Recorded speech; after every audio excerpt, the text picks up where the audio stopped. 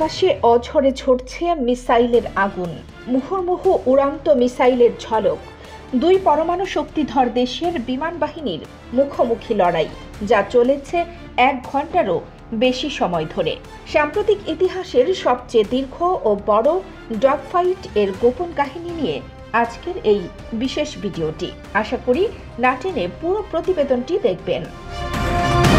পাকিস্তান ও ভারতের যুদ্ধ বিমানের মধ্যে ঘটে যাওয়া ডগফাইট বা আকাশ যুদ্ধকে সাম্প্রতিক বিমান চলাচলের ইতিহাসে সবচেয়ে বড় ও দীর্ঘস্থায়ী সংঘর্ষগুলোর একটি হিসেবে বর্ণনা করেছেন পাকিস্তানের এক জ্যেষ্ঠ নিরাপত্তা কর্মকর্তা। এই সংঘর্ষটি 1 ঘন্টারও বেশি সময় ধরে চলে এবং এতে দুই পক্ষই নিজেদের আকাশ সীমার মধ্যে থেকে দূরপাল্লার মিসাইল নিক্ষেপ করে। কখনো কখনো 160 কিলোমিটার দূর থেকেও হামলা চালানো হয়।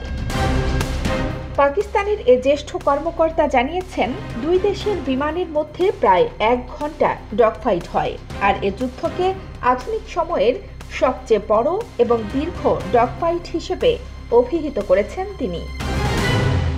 এই কর্মকর্তা জানিয়েছেন, পাকিস্তানের 125টি যুদ্ধ বিমান পাল্টা হামলায় অংশ নেয়, তবে দুই দেশের কোনো বিমানই একে অপরের অংশে প্রবেশ করেনি। তিনি বলেছেন, পাকিস্তান ও ভারতীয় বিমানের মধ্যে 160 কিলোমিটার দূর থেকে মিসাইল ছোড়ার ঘটনা ঘটেছে। 2019 সালে পুলওয়ামা হামলার জবাবে ভারত পাকিস্তানে এয়ার স্ট্রাইক চালায়। পাল্টা জবাবে পাকিস্তান ভারতীয় আকাশ সীমায় ঢুকে যুদ্ধ বিমান ভূপাতিত করে, পাইলট অভিনন্দনকে বন্দী করে। কিন্তু এবারের লড়াই তার চেয়েও ভয়ঙ্কর এবং আরও দীর্ঘ। এ কর্মকর্তা জানিয়েছেন, পাকিস্তানের লক্ষ্যবস্তুতে আঘাত হানতে ভারতের বিমানকে একাধিকবার চেষ্টা করতে হয়েছে।